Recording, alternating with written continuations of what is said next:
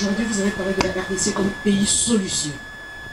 Pays solution, oui, mais qu'est-ce que la RDC devra attendre? Le Congo, comme je viens de l'annoncer, va présenter ses potentialités et attendre de cette COP26 l'accompagnement de nos partenaires. Car comme vous le savez, l'enjeu ici est bien sûr d'accéder au fonds climat. Et le fonds climat, on y accéder à juste titre. Et selon nos potentialités, ce que nous allons apporter, et ce que nous apportons déjà par rapport au réchauffement climatique. Et donc, c'est le but vraiment que nous poursuivons dans cette participation à la COP26, mais surtout l'accompagnement dans la sauvegarde de ce patrimoine. Car c'est bien sûr d'en parler, de tout ce qu'il est, mais c'est aussi très important que l'accompagnement aille dans le sens de sauvegarder ce patrimoine. Pour la sauvegarde, vous réclamez combien, pour quelle durée? Parce qu'au même moment que... Voilà, je pense que lors des dernières éditions, nous avons eu à signer une lettre d'intention couvrant la période 2016-2021 avec un apport des partenaires s'évaluant à 200 millions de dollars. Aujourd'hui, définitivement, nous voulons plus que ceux qui avaient été donnés pour permettre, comme je l'ai dit, non seulement de permettre à nos populations qui contribuent à ce combat de bénéficier de cette lutte, mais à côté de ça, que cela puisse servir aussi à la préserve et à l'accroissement de ce potentiel et cette biodiversité que nous avons. Et sur la question de la décision au niveau du Conseil des ministres, oui, la décision effectivement a été prise de lever le moratoire pris depuis 2002, mais cela va se faire de manière responsable.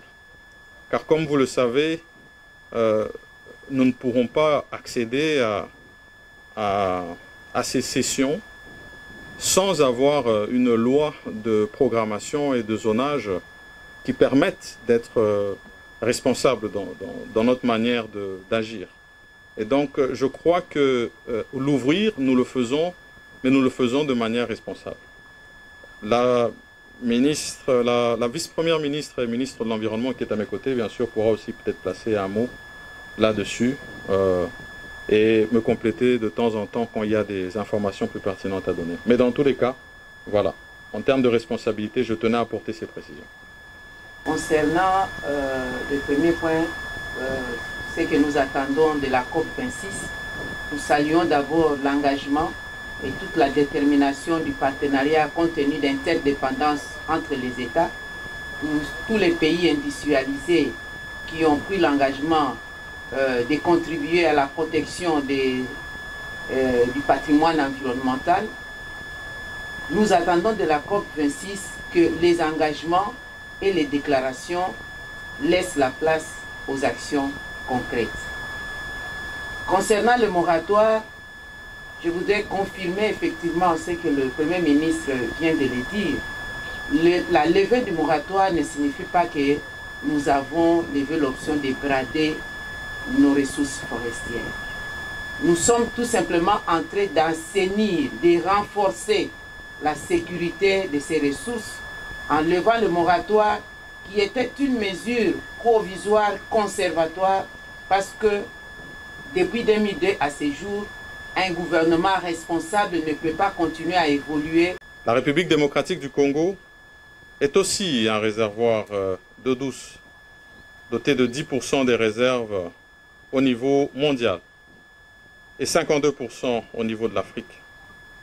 En outre, le pays a un potentiel photovoltaïque estimé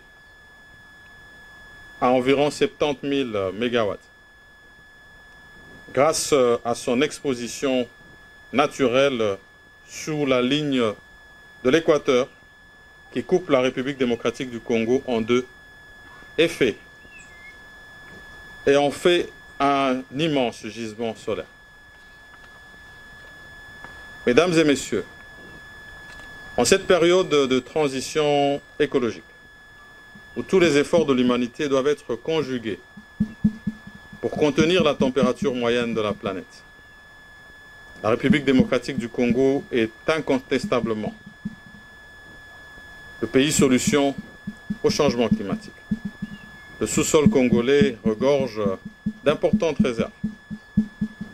On en a parlé tout à l'heure dans la vidéo, le cobalt, la colombo-tantalite, le germanium, le lithium et tant d'autres minéraux verts indispensables à la transition écologique actuelle et sans lesquels il sera difficile de contenir l'augmentation de la température mondiale à 1,5 degré Celsius. Mesdames et messieurs, en tant que propriétaire et gardienne du potentiel environnemental recherché mondialement et qui est énuméré ci-dessus, pour faire face aux enjeux du réchauffement climatique, la République démocratique du Congo va présenter à ses assises ses ressources naturelles et leur importance pour l'humanité. Et se fera l'honneur de présenter son potentiel touristique découlant de cette diversité de sites naturels et des aires protégées. Au regard de ce qui précède, la République démocratique du Congo devra bénéficier de l'accompagnement du monde entier pour sauvegarder ce riche patrimoine et garantir à sa population le droit de jouir de toutes ses potentialités environnementales, notamment par l'accès au fonds climat. La République démocratique du Congo milite donc pour une compensation équitable. Ceci est justifié par des sacrifices et abnégations que les Congolais et Congolaises sont en train de consentir pour la préservation et la gestion durable de ces ressources naturelles, revêtues dorénavant d'un intérêt planétaire. Ce sont en effet des millions de personnes qui dépendent de ces potentialités environnementales pour leur survie. Mesdames et messieurs, la COP26 constitue une opportunité pour la République démocratique du Congo de récupérer son leadership environnemental et climatique, conformément au pilier 10.204 du programme d'action du gouvernement 2021-2023, qui se résume en pays fort, prospère, uni et solidaire. À cela s'ajoute, au regard du salut de la planète, le slogan « République démocratique du Congo, pays solution ». Pour clore ce propos, je tiens à encourager toutes les parties prenantes qui travaillent d'arrache-pied pour s'assurer de la réussite de notre participation à la COP26. Je tiens surtout à participer, à remercier nos partenaires qui sont restés à nos côtés tout ce temps. Je tiens aussi à saluer l'implication de tous ceux qui, par leur travail, parfois dans des conditions périlleuses, contribuent à la protection de l'environnement. Au nom de son Excellence, Monsieur le Président de la République, chef de l'État, je souhaite plein succès à la participation de la République démocratique du Congo à la COP26. Je vous remercie tous. Avec une mesure provisoirement définitive. Nous sommes en train de prendre des mesures, des encadrements, les mesures plus contraignantes, plus coercitives pour les besoins de la gestion responsable et durable de nos forêts, notamment la loi de programmation, le zonage et aussi la révision de tous les contrats de concessions, que ce soit les concessions de conservation ou les concessions d'exploitation. Et vous n'êtes pas sans savoir que nous avons déjà pris la décision de suspendre tout ce qu'il y a comme contrat acquis de manière illégale.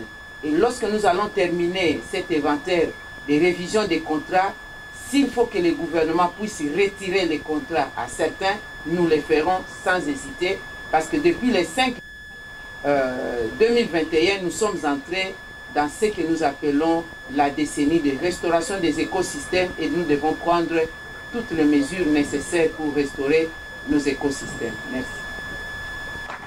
Donc, et vous dites prêt. J'ai donné déjà la réponse sur ce que nous avions comme attente, ça veut dire plus que ce que les engagements passés ont été. Et comme cela a été dit ici, c'est vraiment de passer de la parole à l'acte. Et en ce qui concerne l'exploitation, parce que vous parlez de préservation et en même temps d'exploitation, l'exploitation se fera de manière la plus responsable. Et j'ai donné ici tout le contour de la question pour nous permettre quand même de bénéficier de ce potentiel forestier que nous avons, mais en même temps garantir la protection de la planète. L'autorisation du Premier ministre que notre pays, nous avons ce que nous appelons la contribution déterminée nationale. Dans notre CDN, nous avons exprimé les ambitions aussi claires, détaillées, chiffrées, pour que notre peuple puisse bénéficier de ces potentiels, du rôle que notre population, que nous-mêmes, nous allons devoir protéger. Il y a cette compensation qui se retrouve dans la CDN avec des priorités dans les domaines de l'énergie, les priorités dans les domaines de l'agriculture, parce que désormais nous devons complètement lutter et abandonner le système de culture itinérante sur brûlis. Ça nécessite donc une alternative quant à cela. Dans le domaine des infrastructures, dans le domaine social, et nous avons ajouté l'élément nouveau sur l'économie circulaire, donc la valorisation des déchets. Donc dans l'ensemble, notre population va devoir se retrouver au sein de la CDN et la collaboration, le partenariat que nous avons avec tous les groupes de bailleurs au sein du CAFI, nous avons notre lettre d'intention qui est clairement exprimée des communs accords avec la vision des partenaires et notre propre vision et nos propres priorités. Et cette lettre qui sera très très bientôt signée, comme l'a dit le Premier ministre à Glasgow. L'agence Galaxy Media, RDC Pays Solutions, oui, Excellence, et nous l'écrivons sur tous les toits, que la République démocratique du Congo, notre pays, met sur la table pour... Tout d'abord, vous êtes allé sur les déficits qu'il y a eu dans la gestion passée. Et c'est pour ça que nous avons, nous, pris les mesures en Conseil de ministres, les 10 mesures dont on pourra avoir plus de détails tout à l'heure. Nous les avons pris, c'est justement pour remédier à cette gestion calamiteuse que nous avons connue par le passé. C'est important ici que l'on puisse noter que le gouvernement, à partir du moment où il a été mis en place, s'est axé dans la gestion en tenant compte de la bonne gouvernance. Et sur base de ça, nous allons travailler aux côtés. D'ailleurs, nous invitons la société civile à venir travailler à nos côtés pour justement nous assurer que nous puissions assainir ce milieu environnemental, parce que effectivement nous avons eu à assister à des braconnages par le passé et nous devons continuer à lutter contre ça. C'est pour ça que nous avons pris les mesures contraignantes que nous allons appliquer telles que ça vient d'être dit ici.